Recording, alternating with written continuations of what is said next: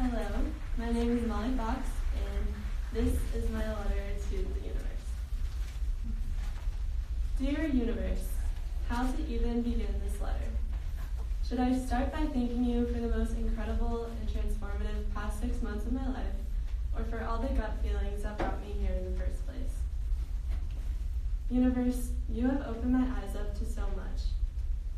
To the deeper parts of myself, the people around me, and to the cultures, societies, and environments that sprinkle this earth. I've spent the past 6 months hopping around foreign countries, cultures, continents, and cuisines. You have taught me that the reality we live in is constantly changing and morphing, just as fast as it is physically turning, if not faster. When things stay the same, you have shown me that it is simply an illusion. You recreate yourself every single moment. Nothing here stays the same for that long. I am confident that everything is wildly temporary.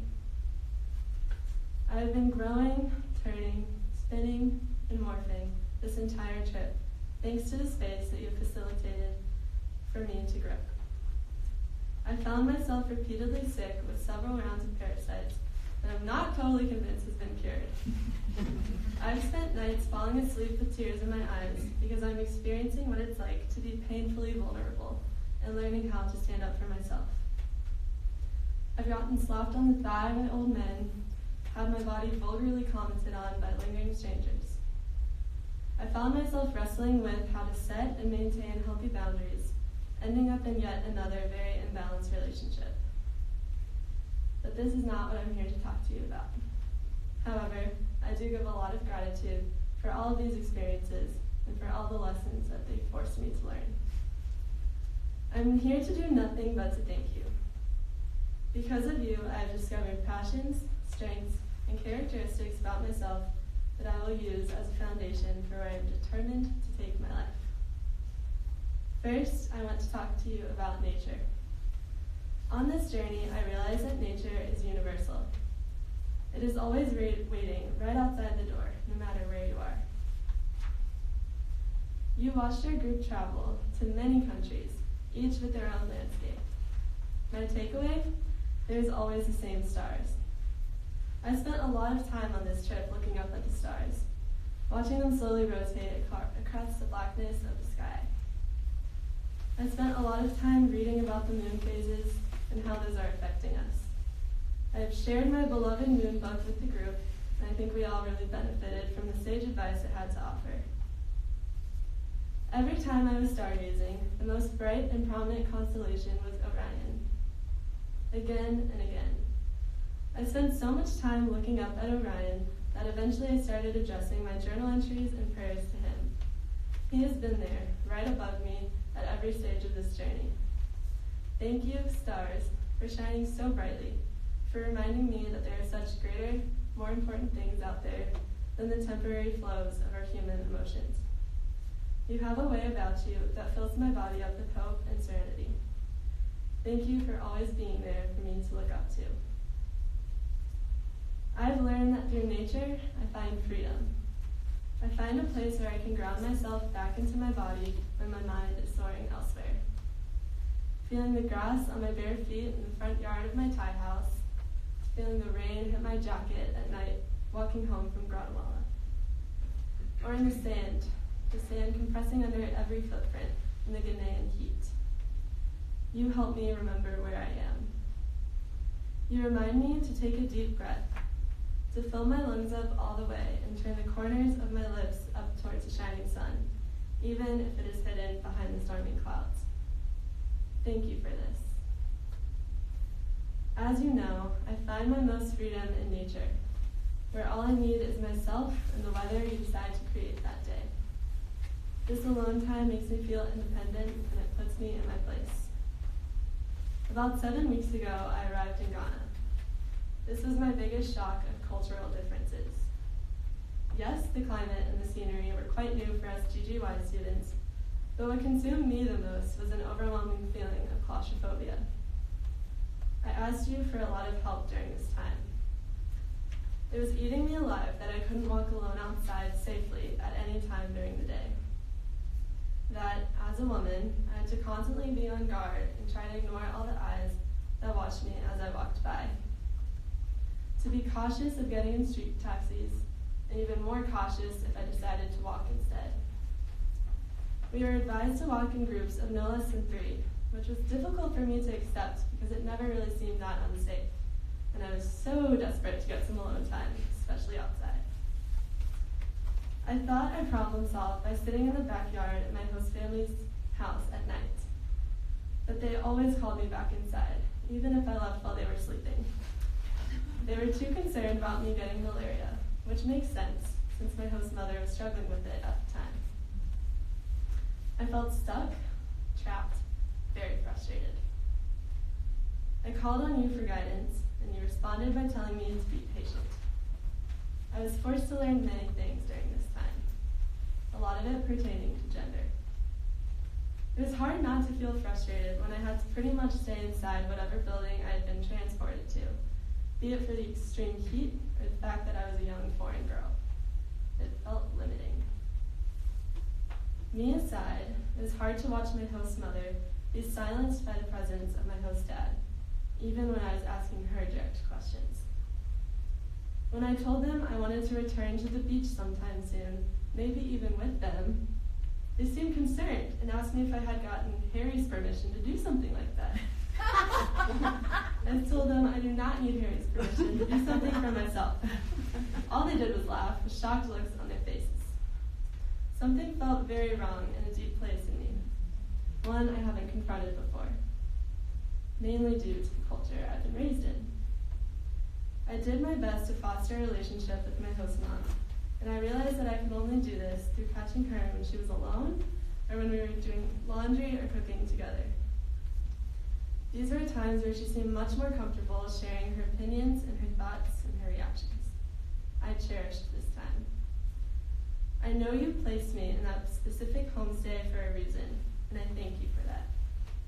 I think you knew better than I did that I needed to look at dynamics like gender roles, vulnerability, and race, and stare them straight in the eye. I needed to have personal experiences with these cultural differences.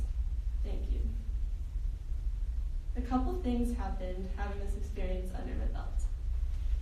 I found an overwhelming sense of gratitude for the home I'm going back to, a place that encourages my own freedom, independence, and self-sufficiency, a household and a neighborhood that is safe and encourages me to explore, a community that asks me to be active and to be engaged, people who want to hear my voice and who will support me in reaching my personal goals. Universe, thank you for this. Also, I now see and recognize the universal struggle of women much better than I used to. Call it privilege because that's exactly what it is. I've never had to face the direct difficulties that women are forced to across our planet to the extent that this terrible inequality exists. Being born where I was, I have an inherently unearned privilege of not having to live my life in the bounds of this issue. And thanks to where you have led me, I have finally been able to better understand the systems that are in place and the products of those systems. It's been frustrating and transformative. I have the strongest newfound respect for all the women who power through these dynamics daily. I think it's quite natural to feel frustrated before I feel empowered. But universe, when will I start to feel empowered by these experiences?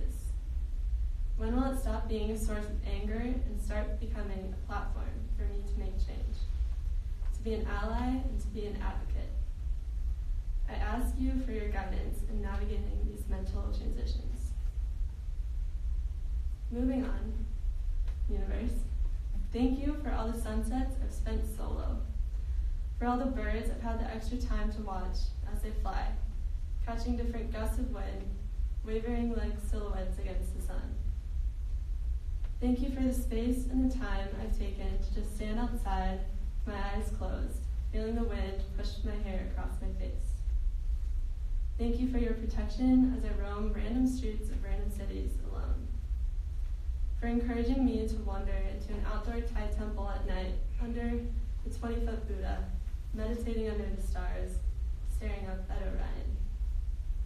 Thank you for using a beautiful sunrise to light my way as I walked back into the desert to sit on the orange Saharan sand one last time.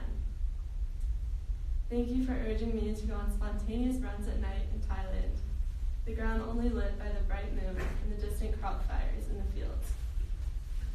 For soaring down sunlit roads on a bike, feeling gusts of wind hit my body, and being forced to do nothing but smile. For hours and hours sitting in strawberry fields, picking weeds and being mesmerized by the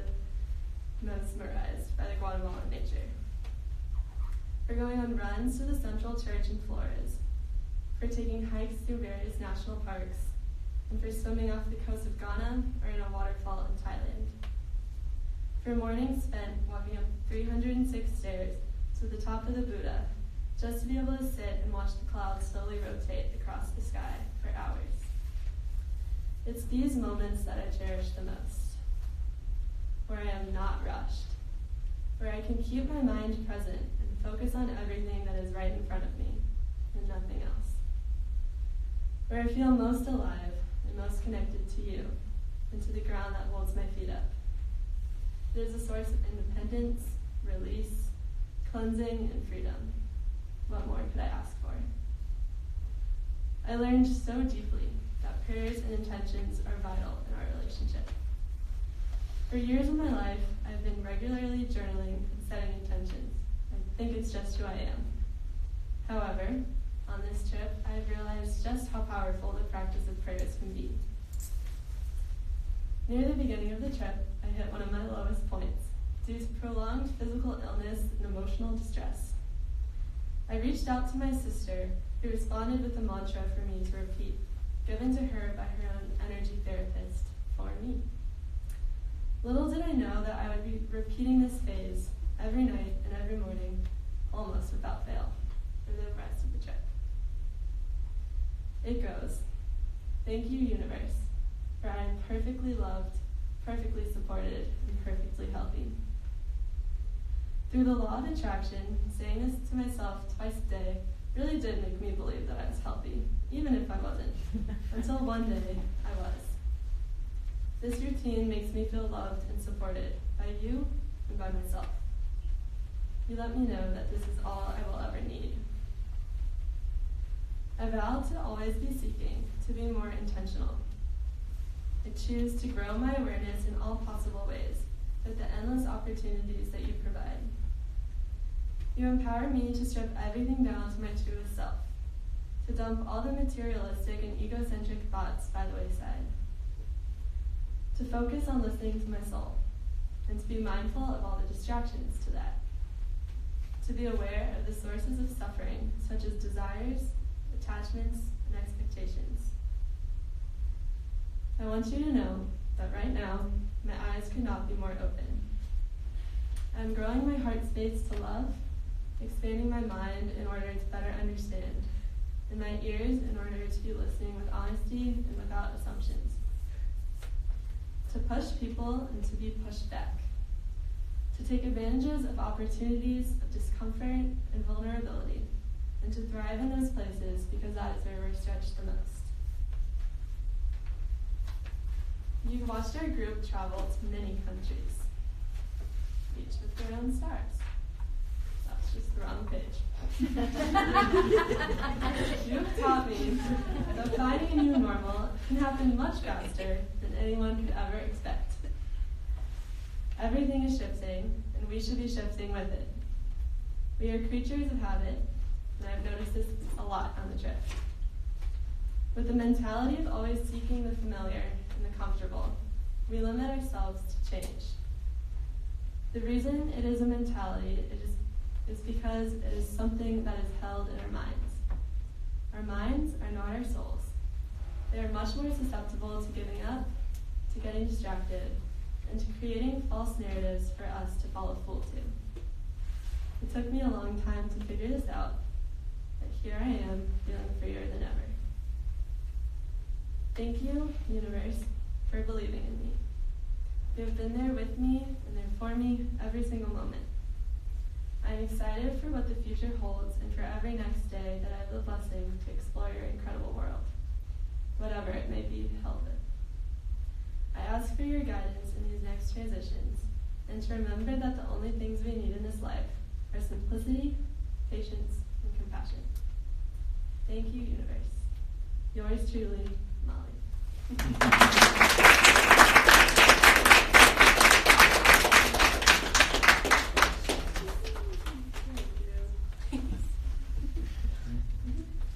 So we've now heard some very powerful comments from both you and Molly Herring about the renewed appreciation that that you seem to have for the cause, the need for female empowerment, and it's very clear that you had a lot of inspiration from strong women that you came across. I'm just curious was there any sign of encouragement that you may have seen from any of the males that you had any interactions with, or was that just too much to hope for at this point? No, absolutely. I was lucky enough, so in 2 of my homestays, I had 2 brothers, and each of them, 2 older brothers, and in Guatemala and Ghana, which were the perfect places to have 2 older brothers.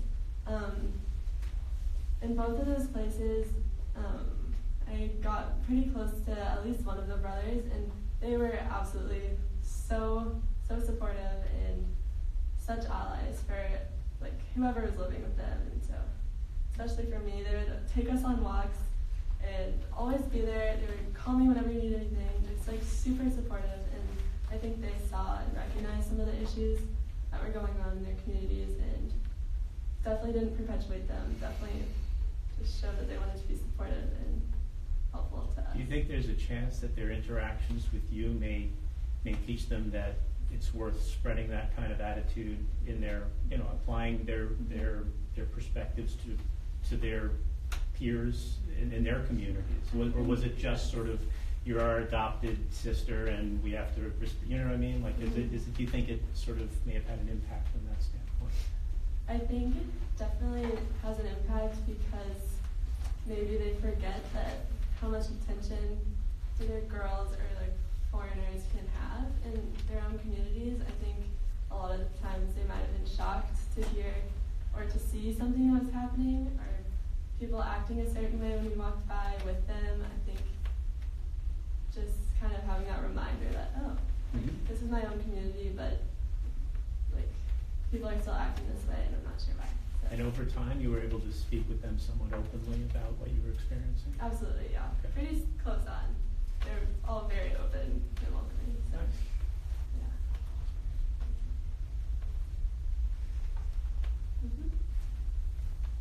On the same theme, it sounded as though in Ghana, the attitude towards women or girls is really predatory. When you speak about not being able to go out and walk safely and so forth. My question, I guess, is, did you experience the same degree of a sense of physical danger when you were in Guatemala or in Thailand? And I guess the other question is that if it's unsafe, is it unsafe because you're a woman, or is it unsafe simply because in general there's a lot of whatever you might call it, street crime or what have you, in the areas that you were talking about? I think the towns we were placed in really were safe for the most part, and the program makes sure that the environment we are in is for sure safe, especially compared to the neighboring places. For us, coming from a place like the U.S., it seems a lot different, that it might not be as safe, but I think, answering your first question, in Guatemala, it was never that, I don't know, I didn't feel very, very unsafe. I think I just got frustrated with the attention, and I think the attention stopped at whistling, catcalling, and maybe approaching you, but there was nothing past that. So it was frustrating, but it wasn't, I didn't feel in danger, I guess. In Ghana, I think we were warned to be extra safe, to be cautious. I didn't see a lot of like negative things happening on the street when I was walking by. It was calm, but I think that yes, it is because we're foreign, we look different, we kind of stand out a little, so we definitely get more attention, but it happens to all the women there. Yeah.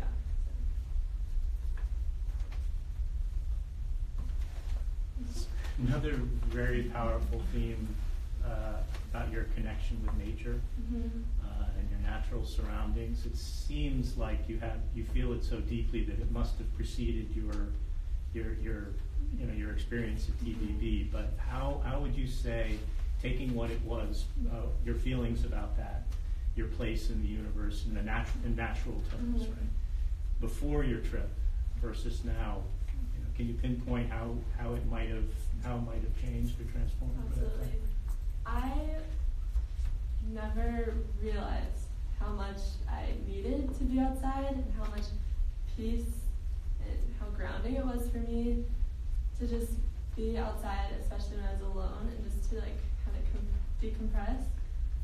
I never felt that until this trip. I think because we were constantly traveling, constantly moving around, being like stretched and pushed and learning, and there's a lot going on, and I think amidst so much change and movement, it was always, no matter where I was, if I was outside and I could feel the grass, could feel the wind, or just sit, that was a constant, and it's hard to find those constants throughout the trip. So before the trip, yes, I loved being outside, I always have, but it has never been something I'd like pinned as like a must-have. Is it in some ways the difference between maybe before there's special scenery, right, where you're out in the mountains, and that, whereas it sounds like through your experience at TBB, you came to appreciate just breathing air outside of a house or a structure, even if there's nothing particularly notable around you. Exactly. I think I was surprised by how, as I said, universal nature is. You could be in Thailand, you could be in Ghana, you could be in Guatemala, and it kind of, in some areas, could look the same. Or, it didn't look that different everywhere we went. The stars were the same. It wasn't that different, so it was always nice to just be outside. And yeah, you're right, just to be able to breathe and have my own little space. Yeah. Going off of that question, was there a culture that you connected with spiritually more than another? I would have to say definitely Thailand. I really connected with Buddhism, and my host family really helped me kind of experience that more. Definitely Thailand. Related to the change in your attitude toward nature, has it made you think differently about what kind of career you want to have, or where you might want to live, or certain hobbies you might want to pursue now? Yes, for sure. I'm realizing that now that we're back in the States. I think I definitely want to continue, I'm not sure for how long, but living in smaller communities and more natural places with less buildings and less concrete. So I'm not sure where that's going to take me, but I will for sure be keeping that in my heart as I look for jobs and things I want to study and places I want to live. It's important. Can you tell us the advice of the moon book? Your advice of the You said you told the advice of your book about the moon. Oh God. You don't have to if it's like between you and your group, but. So I'll just tell you the basics about the book itself. Okay. These books were created by a group of women. It's called Modern Women, but it's just a collection of authors, and they were writing books for about 6-month periods. And so I had the one that was from I don't even remember, like July to December, which was really sad because it ended in December. But they predict for each moon phase what we might be going through emotionally, and just kind of explaining the astrology and how that might be affecting us, and then just giving you like affirmations to say, prayers to do, just special things that they kind of throw in. And every month and throughout the month, it was very helpful to me and to Kelly and to all of us. So full of emotion, but yeah. Thank you.